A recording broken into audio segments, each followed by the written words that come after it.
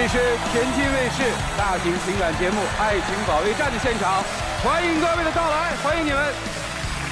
同时也欢迎电视机前的观众朋友收看我们又一期的《爱情保卫战》。来看看今天请来的几位老师是谁？他们是著名的节目主持人左岩老师，欢迎；著名的媒体评论人于博宏于老师，欢迎；著名节目主持人莎娜老师，欢迎。 著名节目主持人涂磊老师，欢迎！来吧，接下来一起来分享4位老师的人生智慧，了解一下这对嘉宾遭遇了怎样的情感困惑。我们在一起2年了，定好今年年底结婚，可现在他告诉我不想结了。他的暴脾气和掌控欲真的把我压得喘不过气，我害怕结婚以后也要过这样的生活。 为了这份感情，我付出了这么多，现在他说不想结就不结了。我努力地维持这段关系，换来的却是一次又一次的不尊重。我不想我的后半生都要生活在这样的水深火热之中。掌声请出这对情侣，掌声有请。杨先生31岁，来自湖南，有请杨先生，有请。 周女士33岁，来自湖南，来有请周女士，有请。欢迎2位哈，想不明白是吧？是的。本打算什么时候结婚呢？本来是打算今年年底结婚的，他现在突然说不想结婚了。你在小片里说水深火热是吗？是的。讲讲怎么水深，怎么火热？以前的呢，他脾气还是挺好的，有什么事都可以商量。 现在就是说他的脾气是越来越暴躁，3天一小吵，5天一大闹。就前几天下班了之后，就是说把衣服放到洗手间泡着。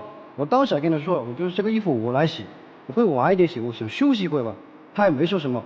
后来就是他爸爸回来之后，他爸爸跟我说，这个衣服你今天还要不要洗？他一下子就火气上来，直接冲到我面前。这2件衣服你洗了不就得了吗？你为什么要放那么久呢？你还一直坐在那玩手机，然后你现在住在我家里来了。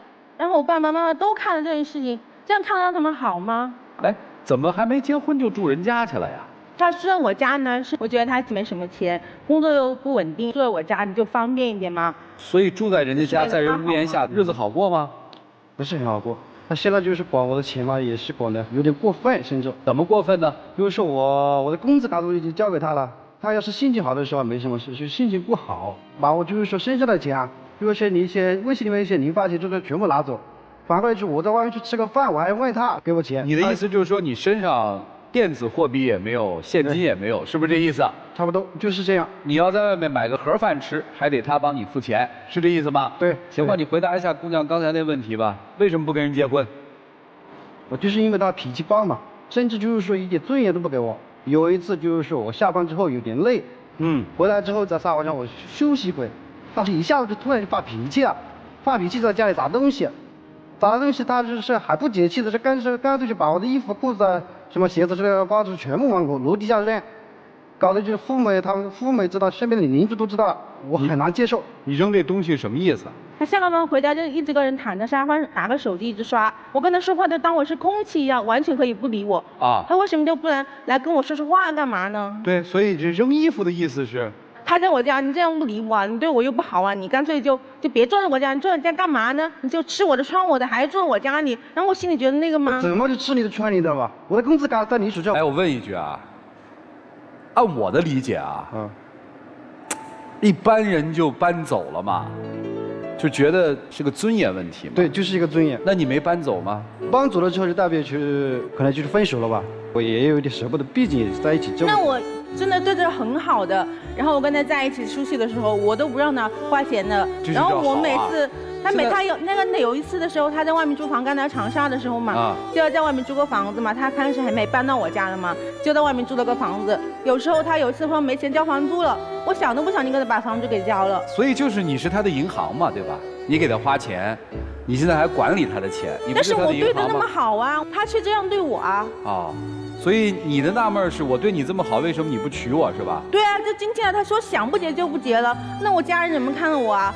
那我父母怎么看我？周围的朋友邻居都知道我们结婚了，还住在我家里的，他现在说不结就不结了。你现在等于骑虎难下了是吧？外人认为这是你们家的姑爷了，实际你们还没结婚，是不是这意思啊？对。行，哎，你到底想不想结嘛？不想结婚，分手。我跟他提过，他就是在我身边的朋友之类的都说我是个什么白眼狼，我吃他的劝他的应他的。难道你不是白眼狼吗？我觉得你怎么就成了之前对我蛮白眼狼啊？好吗？你不，你是白眼狼吗？不是，我说你是。我怎么就是了？我的钱你就是嘛，我怎么是你白眼狼？就是嘛，我就不是啊，你就是不是啊，是不是啊？所以我说没用啊，分手就得了吗？大家都说你是，你不是，不就没事了吗？这不就是一个预演吗？所以你为什么不分手呢？就是你给到的理由是，他用道德绑架我，他跟所有人说我是白眼狼，我害怕别人说我，所以我不分手。我理解的对吧？是这意思吧？是。但是你并不害怕别人说呀，你分呢？我来这的目的就是想，他就是如果是脾气能变好，就是变回以前那样子，我还是能够接受。你能改回去吗？还是你的脾气就是这么一个脾气啊？我以前不是这样的，我就是跟他在一起，后来才变成这个样子的。那个时候他也不像这样对我啊，那个时候对我还算可以嘛。因为那个时候我做微商的时候，我家里父母不是一直不同意嘛，然后他就一直在支持我。当时我还觉得这个人蛮可靠的。可经过这么长时间到现在，他怎么对我的？我对他付出了这么多，我2年的感情，我又对他那么好，我这么长的时间，你算过你这2年为他花了多少钱吗？那关当然不是钱的事情，我还很爱他。你爱他什么呢？他应该是现在变成这个样子了吗？啊，你的意思是他变了？他以前是什么样的？以前我们2个在一起的时候嘛，开开心心的，有说有笑嘛。那个时候刚开始的时候，他没有来长沙，就在江苏那边。你们俩是怎么认识的呀？就是因为我那个时候创业做微商的嘛，就是我一个合作伙伴把他的那个微信推给了我，然后我就加了嘛，我就当个朋友就处一处嘛。然后处了一段时间，那个时候也没见面。就只是每天视频电话聊天，后来聊了段时间之后，就3个月之后嘛，然后他就突然说他要来长沙来玩2天，玩着玩着他就说我不走了，我就在长沙留着发展算了，我就在这找份工作，就租个房子。后来我也同意了嘛，不是家人反对吗？然后他也支持我，我就跟他在一起了。家人反对你们俩，还是家人反对你当微商啊？家人不同意我做微商。你当时在江苏做什么呀？做物流啊。为什么去湖南啊？就是因为他嘛，我们是认识的时候是17年嘛，3月3号吧，那个时候，我就是说6月5号我就来了长沙这边，刚好我那边就是工作不是很好，就是说我来这边看一下，觉得他这个人也挺好的，我就在那边发展，后来就是在一起了。啊，所以其实这个女人是你去湖南工作的一个桥头堡，对吧？没错，敲门砖，过渡石嘛，再加上还喜欢一点，你看。又有情感的依托在里头，又能够帮我去一个陌生的地方来帮助我，所以你觉得他不错是吧？也不完全吧，他人也挺好的，各方面都挺好的。是人没有，咱们在这儿没有说谁不好啊。你什么时候发现这个女人真的是让你受不了了？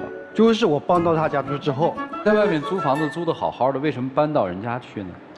也就是因为我那个时候工作不是很稳定，搬到他家住有2个目的，第一就是说减少了经济压力，第二个包括他父母也同意我搬过去，重点是可以照顾他，2个人在一起做得更好一些。你照顾过我吗？我怎么感觉我跟你在一起都是我在付出，你什么都没做一样？我有哪一件衣服是你买的？你给我送给我什么东西啊？我钱都在你那里，我怎么买吧？好，来问一下，你男朋友现在1个月挣多少钱啊？他1个月的工资不是很高。哎呀，你就告诉我他1个月挣多少钱嘛，别不是很高嘛。没钱。所以你拿的是一张空卡嘛？不是，我是今年是重新换了工作，我现在在工地上做事。行，去年你去年是零收入嘛？对，差不多。就人家养你嘛？也不是说完全，我多多少少。你没有收入，你靠什么活嘛？怎么可能没收入啊？多了还是只是少。到底是少还是没收入？少到多少？2、3千块钱是有的，3千有吗？3到5千。没有。有。我都不知道他钱去哪了，我以为他工资卡不是在你那儿吗？谁知道他有没有藏私房钱啊？我又不知道他为什么藏着啊。所以你那卡里面是没钱的是吧？那你还哭什么穷啊？还说人家管得严？你说你挣了3、4千、4、5千，他说卡里1分钱都没有，那钱去哪儿了呀？我那叫房租吧，那个时候不是住他们家吗？是后来。是去年以前我是租的房。你们俩谁挣的钱多吧？生活里花谁的钱呀？我花我的。花你的吗？明明是花的我的，好吧？怎么会是花的你的呢？你根本就没有多少工资，好吧？我是去年没什么多少工资，但是今年有钱了吗？今年还可以。今年1个月能挣多少钱啊？有7、8千了。这就我没看到你有7、8千啊。不，那我的工资卡上我好像没有那么多钱。所以核心并不在这儿嘛，这挣了7、8千就翘尾巴啦。我不推测谁说的是实话，谁说的是假话，我们也没有这个职责，也没有这个权利，更没有这个义务。但是，通过先生的回答，我们基本可以看出一些问题来。我一开始觉得你还挺委屈的，后来我觉得你还真是。你尊重过他吗？尊重过。你爱他吗？以前爱过。现在为什么不爱了？因为他有时候他的脾气为什么变暴了？就是这个女生一直特别委屈的，没有说出口的，就她说不出来，她表达不清楚，为什么？他以前是挺好的吧？你现在是不是不喜欢他了？是。那你告诉他我不喜欢你不就完了吗？你为什么还吊着他呢？他不让我走。你可以走啊，腿在你身上。我还是有一点舍不得。舍不得什么？因为毕竟在一起这么多年。他是你生活的一个后路吧？不是。你害怕嫁不出去吗？说实话，还是有点害怕。所以你是绝对不会放过他的，对吗？这是你的第一次谈恋爱吗？对。这是你第一次谈恋爱？对，这是我的初恋，我肯定不会那么就，肯定要跟他结婚啊。这是你的初恋啊？他是我第一个男朋友，你想我30岁的时候才跟他谈恋爱的，才认识他的，别人的话都，那个女孩子都是17、18岁的话就谈恋爱的，但是我的话，30岁的时候我才跟他进入一个这样的状态，我第一次把我的男朋友带回家，是第一次带回家的。哦，理解了，理解了。有压力吧？有。我们今天坦诚的来说啊，我相信一开始是挺喜欢这姑娘的，对吧？对。我也相信去湖南找这姑娘比找工作更重一些，对吧？也可以这样说吧。所以任何一段感情开始的时候，大概都挺纯的，没有什么杂质，是吧？是。啊，可是相处了之后就会发现，有诸多的不合适，对吗？对。我相信你一开始发现这个女生的不合适，或者她的任性，或者她的管控，并不是在住进他们家以后，对吧？是这样的。你能够理解她说的那些话吗？理解。你能够理解她为什么会变成这样吗？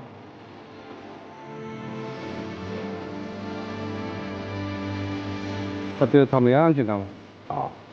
怕他跑吗？怕。什么时候开始怕他跑的？就是有一次嘛，我跟他一起出去的时候回他老家嘛，然后在老家的话，那去他老家在少爷那边，然后我们就到了晚上嘛，是在酒店里嘛，他突然人就不见了，我打他电话也找不到了，然后发微信也不回，过了很晚的话晚上才回，他居然跟我说他去帮他一个朋友了。那我听了。我当时出去的时候我都跟你打过招呼了，我说我出去办点事，晚一点回来。是回他老家还是出去旅行啊？是回他老家，我跟他一起回他的老家。那为什么没有去家里啊？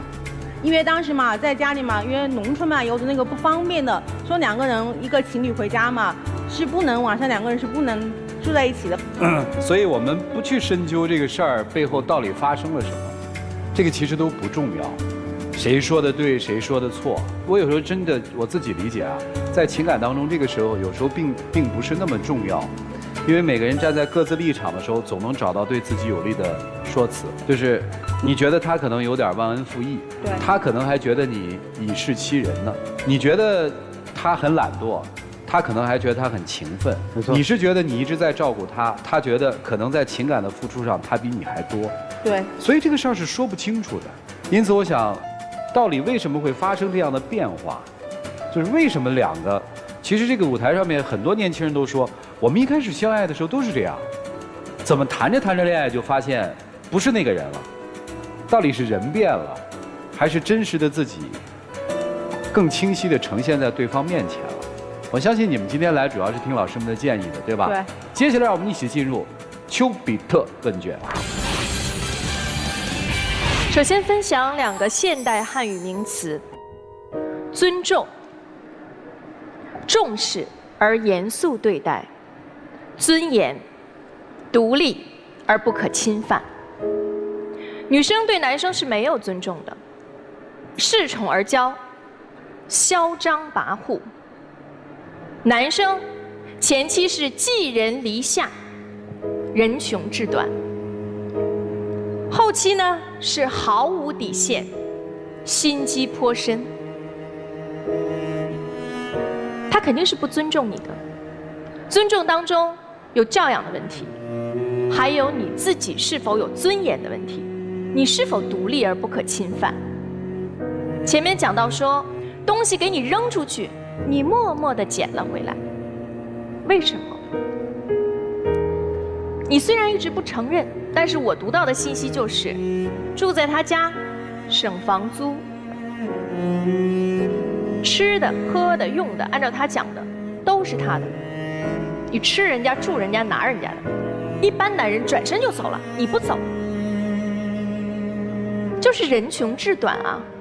你这样没有尊严、没有底线的生活在他旁边，他自然不会给你足够的尊重。尊重不是要来的，是自己挣来的。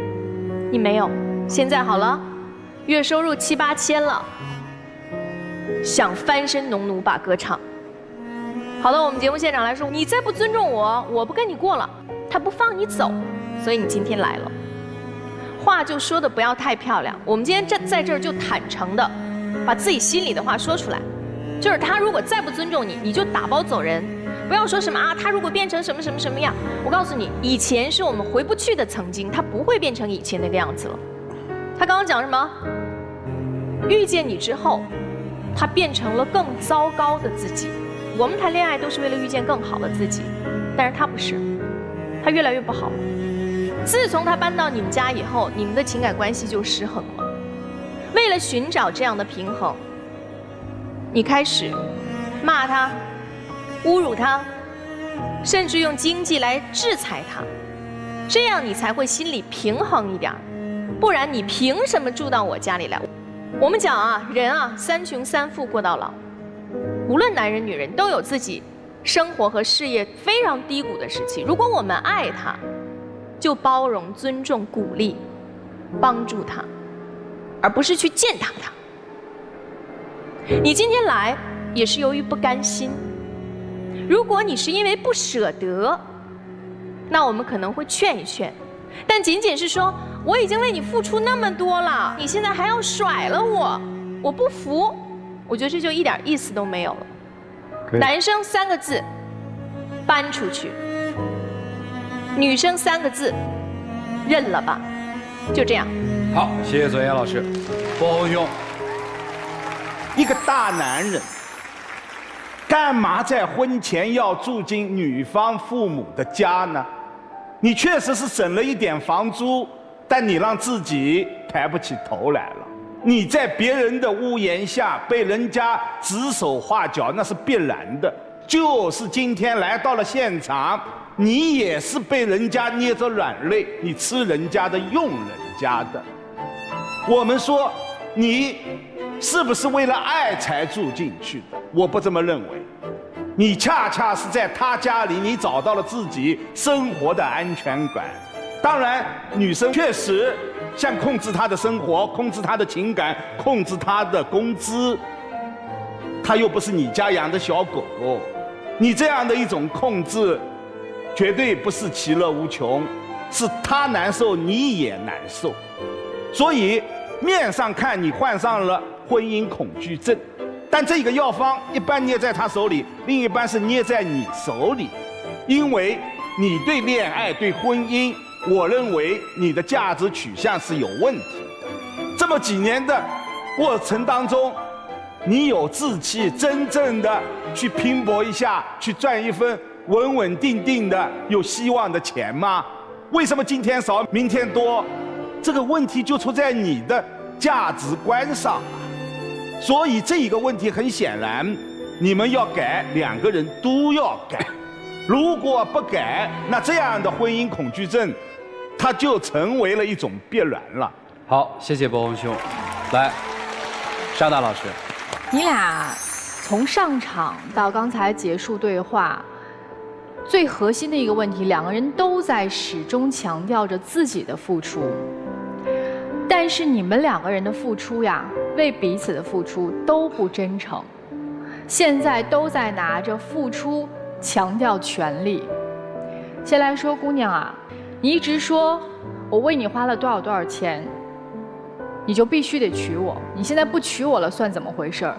那换言之，你为他花这些钱的目的就是要让他娶你。逼婚如果逼到这个程度，用付出来强调我一定要嫁给你，一定要娶我，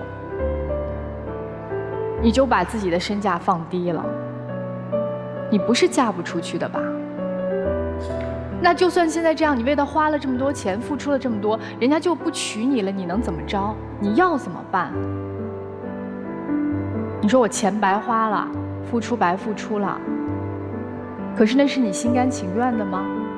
如果不是你心甘情愿的，那你就是带有目的性的付出；如果是你心甘情愿的，你就没地儿说理去。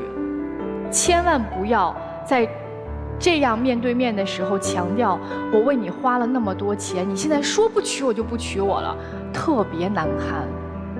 就是当两个人把彼此的付出掰开了揉碎了，在讨论谁付出多谁付出少的时候，这段感情基本就已经接近终点了，因为我们大家都把脸放在地上了。拼命付出的那个人就有权利要享受更多吗？并不是。在爱情当中就是这样不平等的，不是说你付出了100分，你一定会得到100分的回报，但这100分是你心甘情愿付出的。所以到了这个程度的时候，就千万不要把自己的付出挂在嘴上。那对于男生来说呢？您是什么呀？您就是那个放下筷子骂厨子。什么意思呢？当初钱您是主动交给他要管的吧？然后呢，住到他家也是你默认了我住到你家，然后实则受贿的是你自己，帮你这个减轻了经济上的压力，便宜都让你占了。咱不要做那个放下筷子骂厨子的人。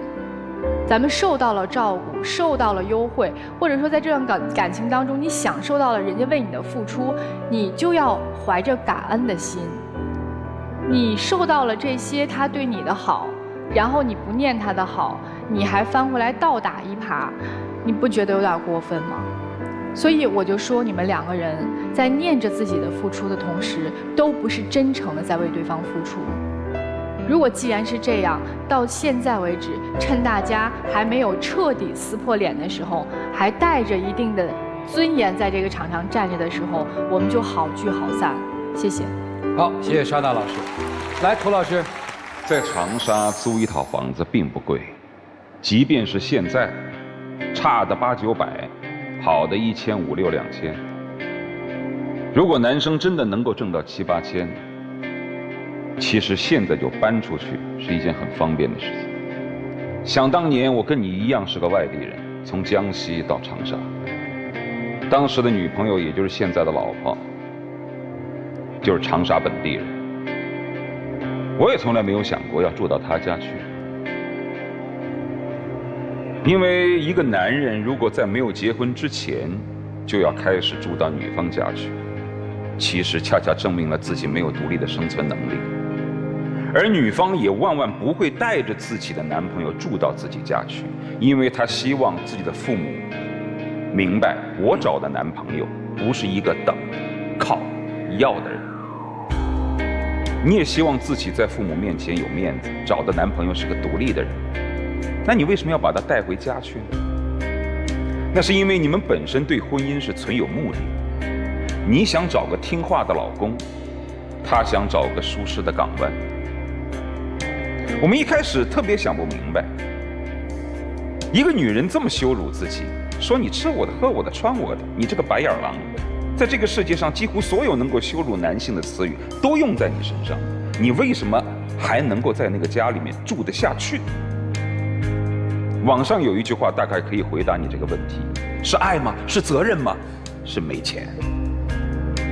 但我更准确点来说，不是没钱，是时机还没到。你要是真的挣得到7、8千，又或者是真的能够找到一个对你更温柔的女子，我想不明白你还有什么理由要留下来，你说呢？而对于女生来说也是一样，但凡是到这个场合来做节目的情侣，大概都面临2种打算。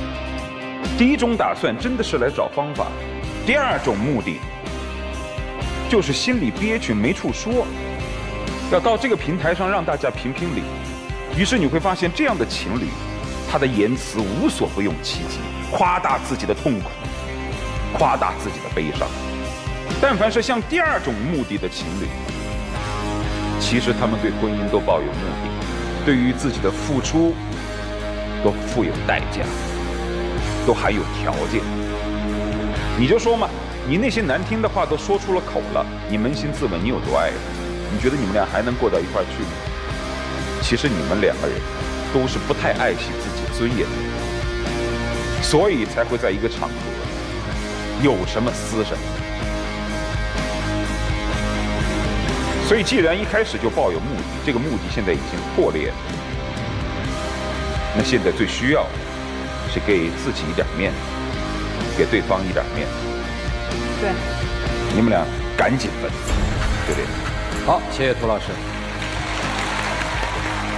友情提示一下，谈一次恋爱就成，还挺难的，这个概率比较低。所以谈一次也有好，就是你了解了恋爱过程当中的一些基本原则。这毕竟不是跟自己的对话，它是跟另外一个人的对话，这是给你的哈。男生，你还记得我们俩关于是不是白眼狼的那个争执吗？其实你做一些事儿，如果你的内心并不是那么想的，你可以不要介意别人的看法。人嘛，凭良心做事儿就好了。但是有一件事儿是良心左右不了的，知道是什么吗？我可以特别感激左岩老师，对吧？但是你说要爱，靠这种感激是一定爱不上的。就良心这件事儿，在爱情面前它用不上，听明白了吗？明白。最后就是说一个特别感慨和感触的东西，就是如果我们把这个穷等同于没钱的话，那其实你真是一个穷人。我一直认为一个人穷是没有资格谈恋爱的。我指的这个穷，就是他没有精神世界，没有自我尊重，没有对别人的尊重，没有对别人的善待之心。其实跟你有多少钱没有关系。你会看到很多到一个城市去漂泊的人，做着工作，自食其力地生活着，他们依然有他们爱的人，他们的爱情依然是让你羡慕。所以穷这件事儿千万不要简单的等同于没钱。如果把钱当成一个衡量世界的唯一标准，这就是悲剧嘛。其他的东西不说了，留给你们吧。接下来我们一起进入真情60秒。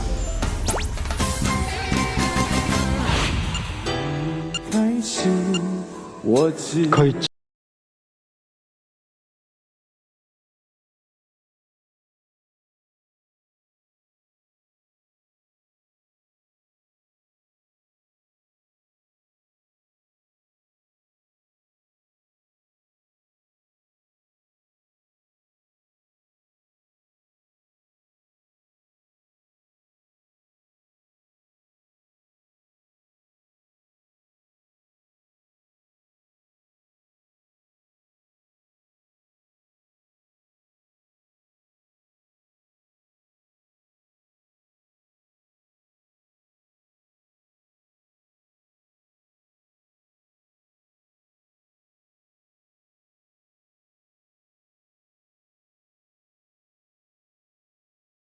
请回吧。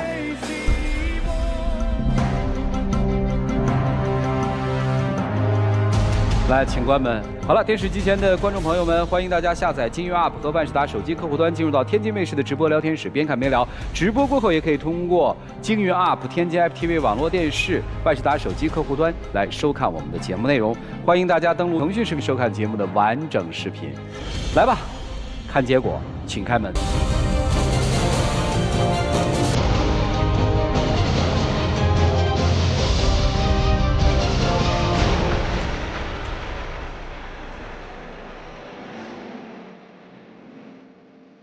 怎么了？沉默了。说他们的时候，我看你们脸上洋溢的是，对呀，没错啊，该分呐。真分的时候他们来了，其实我觉得这个感受特别真实。对我们大多数人来说，一段美好的爱情，我们就觉得即使在别人的身上，我们都羡慕。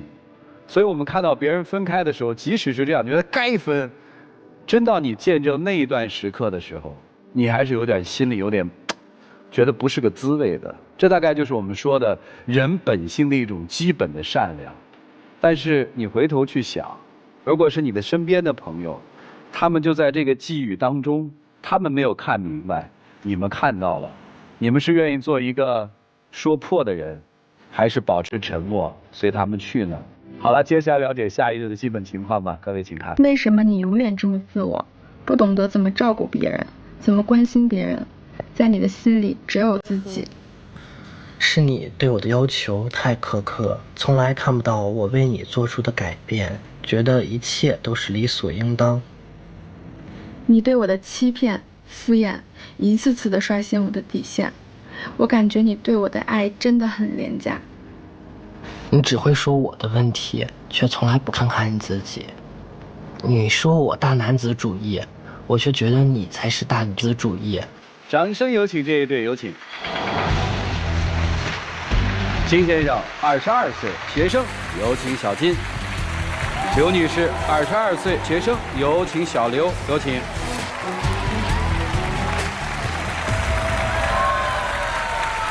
欢迎两位哈，怎么认识的？我们是在那个养老院认识的。哟，怎么会在那么一个地方认识呢？就是他是学护理专业的，然后我是去养老院做那个志愿活动。所以你是在那儿工作还是实习？哦，实习在养老院实习。对，特别棒。你是做志愿者啊？嗯。然后就认识了？嗯，对。然后呢？就是那时候觉得他长得挺可爱的，主要是。现在也挺可爱吧？主要是那个地方的男孩子很少，然后当时就觉得他对老人什么的都特别有耐心，还挺不一样的。谁追的谁呀？是我追的他，就是我觉得他性格很开朗啊，很能说话，然后就觉得挺有意思的。追了多久就变成你女朋友了？追了能有1个多月。挺好，谈了多久啊？还不到1年，10个月、11个月这样吧。哦，说说怎么了？为什么来？就是刚开始的时候还挺好的，我觉得他特别会照顾人，就是看他照顾老人什么都觉得还挺好的。可是我们2个谈起恋爱的时候根本就不是这样的，他就像一个小孩一样，完全都不会照顾我，而且还特别抠门儿。这个都算了，而且他还有很多的暧昧对象。哎呀，这姑娘说的信息量够大的了啊！咱先从不会照顾你开始说啊，从轻的开始说啊。我就举一个特别简单的小事儿，我就是上学的时候是在学校外面租房子，虽然我租的房子离学校不是很远，但是你知道我是东北的嘛，我们那边尤其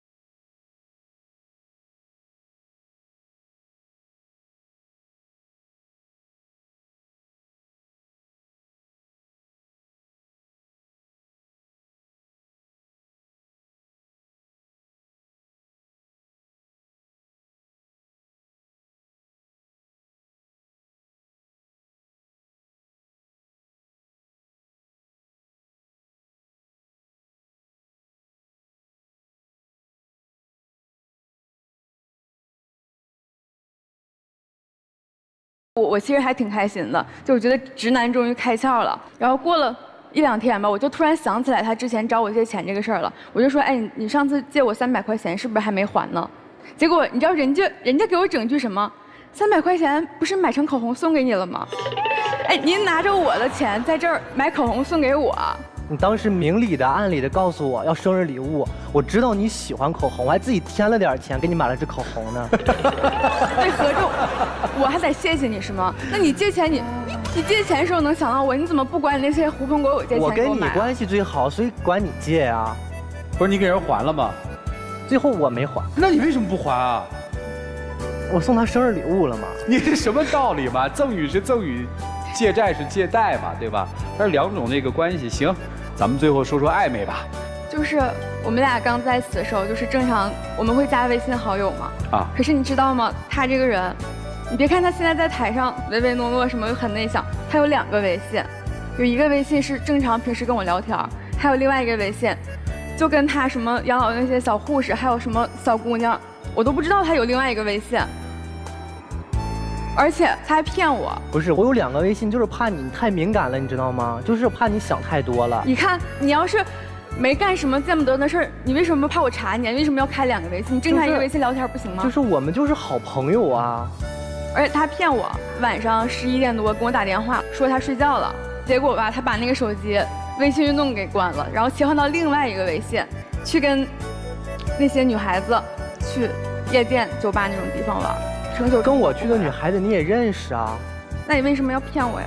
我没有骗你，我就怕你想太多，你总是会想太多，太敏感了。你要是心里没鬼，你为什么怕我想太多？然后你没事还会翻我手机啊？那女生给我发微信，我总不能把她拉黑吧？对呀，那你为什么我翻你手机？如果你什么都没有，你为什么要删掉那些东西？你知道他跟我在一起的时候，就我们年轻人可能出门都喜欢打网约车，然后他跟那些女孩子出门，他都打出租车，不打网约车，因为会有订单记录，他就知道我能查到他去哪儿了。你为什么怕我知道呀？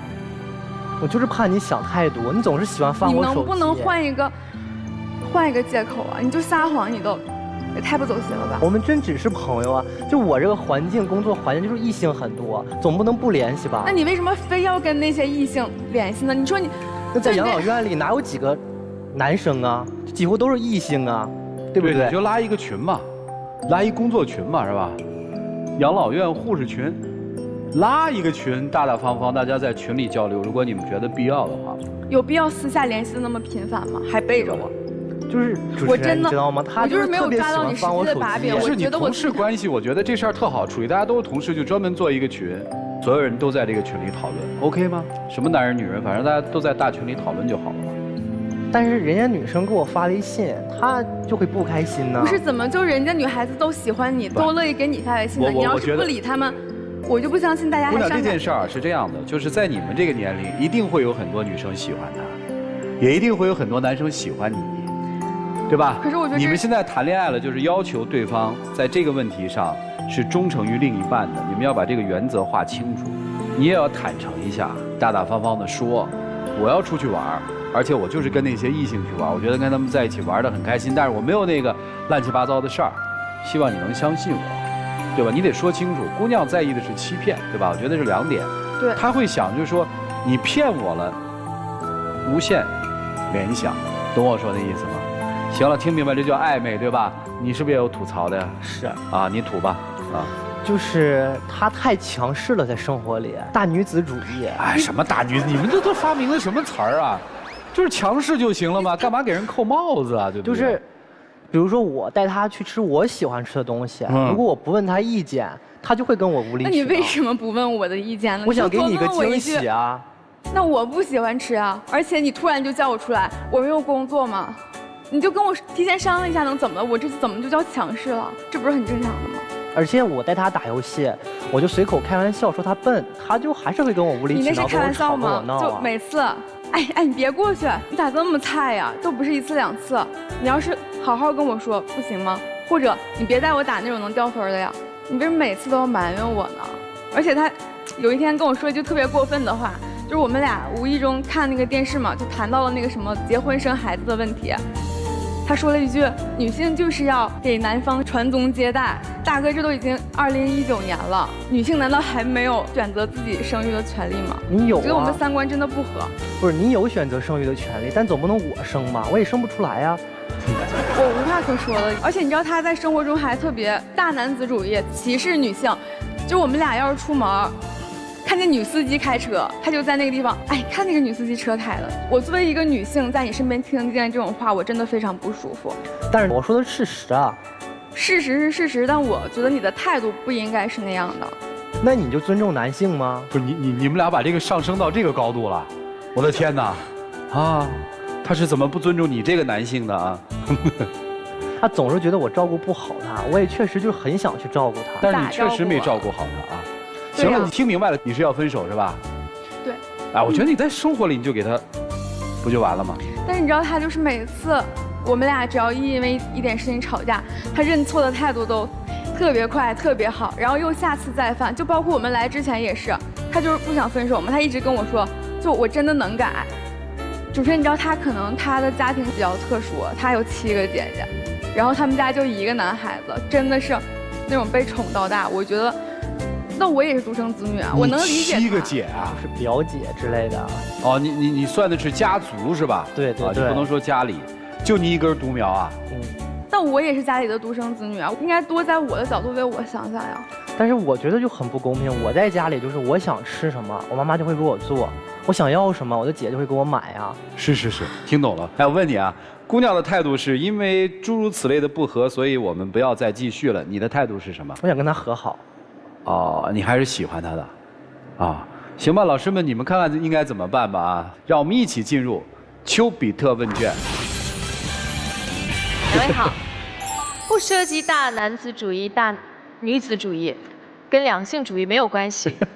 就你们两个个人而言呢，就是个人主义非常浓烈的2个人在一起生活，并没有那么合适。举一个最简单的例子啊，就是吃饭点菜啊，2个人谈恋爱，说我们今天桌子上要点3个菜。今天给我看到的感受是，男生会点3个自己喜欢的菜，因为我妈从小就做我喜欢吃的菜，我姐从小就让着我，所以我要点3个我喜欢吃的菜。女生就较劲了，我们家都是女生说了算，我妈也是这样的，我也是这样的，这3个菜应该点我喜欢吃的，如果不点我喜欢吃的，我也不敢。但是谈恋爱是什么呢？谈恋爱是男生点一个男生喜欢吃的，女生点一个女生喜欢吃的，再点一个你们2个都能吃的菜，就和谐了。可是你们2个谁都不肯让步，以男生为代表，你是人才，我从来没见有人问我借钱送我东西的，对吧？你问我借钱买给我算怎么回事呢？我可以自己买啊，我买了以后我还可以买一个我更喜欢的色号和品牌，为什么要借给你？你再买了送给我，区别在于转账的过程吗？你太自我了，你在这个世界上除了你以外，你看不到任何人。你想吃麻辣小龙虾，我就得陪着你吃麻辣小龙虾，不管我今天是不是闹肚子。所有的事情都是从自己的感受、自己的主观欲望去出发和判断。那你要这个女朋友干什么呢？或者说，这个女朋友要你干什么呢？所以你是一个极度自我，甚至略为自私的男生。女生，如果你一直以自我为中心，像太阳一样要求所有人围着你转，你要知道，社会环境不是你的家，所有你身边的人不是你的父母，不是你的姐妹，2个自我的人就是2个圈，永远没有办法转到一起，明白吗？你不改变，你们2个就分手，好不好？祝福你们。好，谢谢左岩老师。波峰兄，刚才我注意到女生在讲述的过程当中，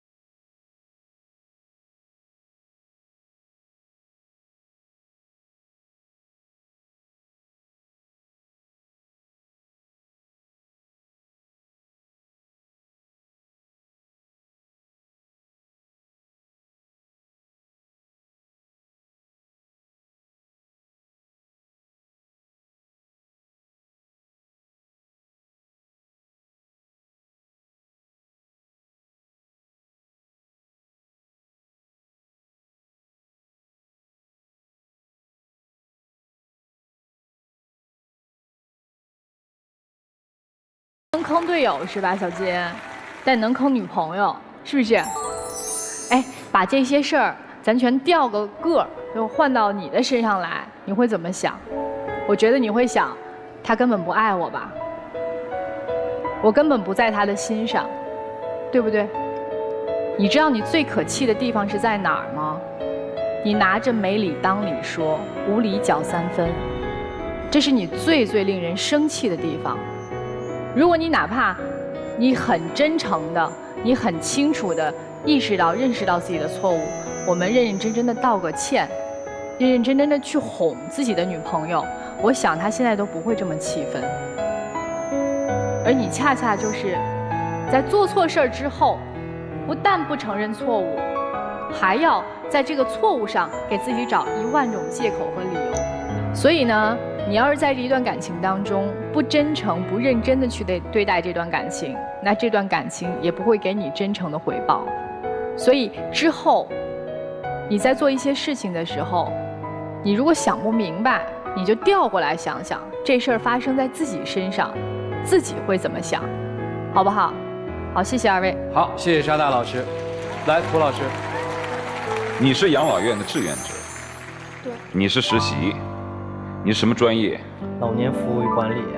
以你在养老院跟他朝夕相处，你觉得他伺候得了老人吗？我觉得还挺好的。那为什么他当时就是因为这一点，他才那为什么对你做的不好呢？我觉得他可能就是不够喜欢我，所以我觉得贾宝玉对贾母也挺有孝心的，但是对他的那些姐姐们其实并没有多少体贴。其实我觉得你跟他那7个姐姐是差不多的。哎，你为什么不生气呢？我生气啊！他借你300块钱，然后再回头买一支口红送给你，你生气吗？你知道，就是这件事情，我连抱怨他都不开心。你可以走啊，你可以表达你的愤怒啊，你不还是留下来了？不想照顾一个人和不会照顾一个人是2回事儿。当一个人真正的坠入爱情当中的时候，他会想要照顾一个人，但他不会，他显得笨嘴拙舌、笨手笨脚。但即便他给你做一碗菜，咸得要死，但那也是一份心意。但我没有看到他为你做这些。你们之间，我觉得不像爱情。我甚至认为，他跟其他的那些女同事之间的所谓的暧昧和互动，与跟你之间的感情的性质是一样的。我不认为他爱上了你。如果他真要爱上了你，我饭菜不会做，心我大概是会有，但他不会，他把好的穿自己脚上，把差的穿你身上。所以我认为他也把你当成了姐姐，仅此而已。像你这样的存在在他身边比比皆是，你并不是最特别的那一个。你自己衡量一下，他跟那些姐姐之间有什么多大的区别？我不认为有，因为我听到现在为止，我没有感觉到哪一件事情是你全心全意要为他做的。我们看过太多的男生，特别想要照顾好一个女生，他自己不会，他就学书上的，他可以百度啊，他可以学呀，应该怎么样照顾一个女生啊？应该怎么向一个女生表达自己的爱意？女生喜欢什么？但凡他有心，他就会去学，去模仿。你连模仿的劲儿都没有，所以我不见得觉得你有多爱。男女之间的爱，最关键的一点，我认为会有心疼。我看不出你们之间有心疼。我们说2个人爱得深了，于是彼此的心疼体现了出来，甚至爱到最深处的时候，彼此的父爱和母爱、父性和母性都会渗透进去。但是我完全看不到你们彼此的心疼。所以你以后你有胃病，你就自己照顾自己，想买粥喝就买粥喝，想靠一个小弟弟来关爱自己，那是不可能的。他已经是一个被惯坏了的孩子。鉴定到此，就这样。好，谢谢涂老师。有一点我特别提醒恋爱当中的小青年们注意哈，恋爱不是一场改造运动，恋爱不是一场教育运动，恋爱就是找一个自己喜欢的、合适的、跟自己脾气大体相投的，有点小毛病但是我能接受的人，开始了一场快乐之旅。千万别把那个恋爱谈的变成一个改造了。就是你发现一种情况，我的建议叫及时就跑，来，接下来时间留给你们，一起进入真情60秒。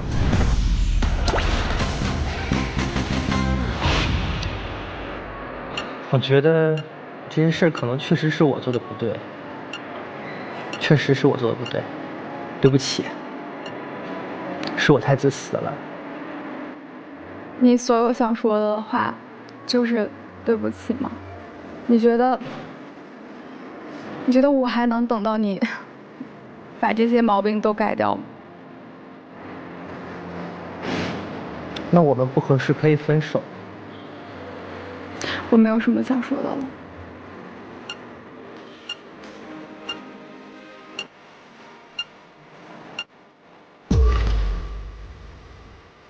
哎，谢谢两位的分享，谢谢了，请回。好了，电视机前的观众朋友们，本节目唯一官方报名热线23606301，有情感困惑的观众朋友可来电报名，不收取任何费用，小心被骗。这是因为有人打着爱情保卫战的旗号，做了一些所谓的热线、所谓的公众号、所谓的群、所谓的微博求助的这一系列的东西，所以我们特别友情提醒我们的观众朋友，所有向你收费的，所有打着爱宝的旗号做的这些收费盈利项目，都与本节目无关。看看他们会做怎样的选择，请开门。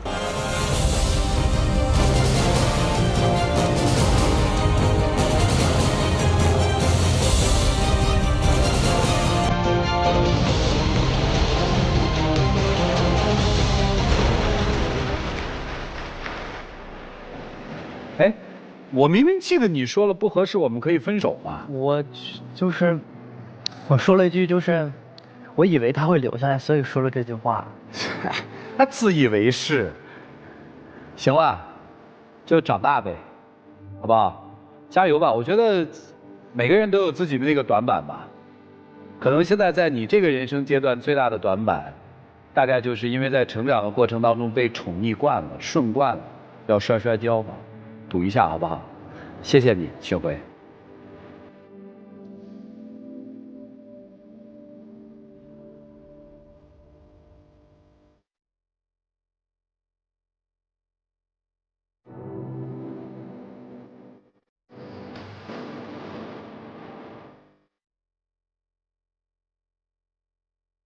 到一段恋情结束的时候，在有的人的心里，世界就坍塌了，那是黑暗的。但是其实，在我们的人生当中，总有那么几个至暗的瞬间，或是因为你所喜欢的人离开你，或是因为你心爱的玩具被别人夺走了，或是因为你在人生当中经历了重大的挫败。但是那都不重要，重要的是，当你再一次从至暗时刻往出走的时候，你的内心有没有光明？我想这才是成长的一种力量。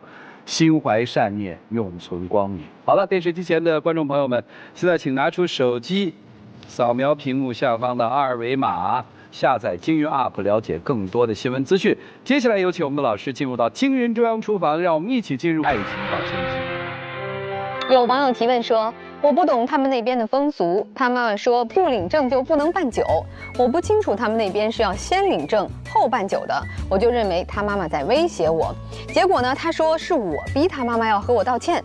我说我家风俗车队都是18辆，我和他家离得远，他家是娄底的，我在贵州，我就说太远了，就8辆车就可以，能够把陪嫁的东西带过去。结果他说车队太贵了，8辆也不愿意。我完全不能理解的是，当时出了误会，他为什么不解释一下，而是让妈妈来跟我说，然后还要说是我逼他妈妈向我道歉，真的不能理解。他在婆媳之间就一点作用都没有吗？婚礼啊，其实是考验男女双方的一道题目，总会遇到这样或者那样的问题，需要男女双方共同面对。这还没有开始正式进入你们的婚姻生活，你们就已经分出了彼此，成了对立面，这以后的日子可怎么过呀？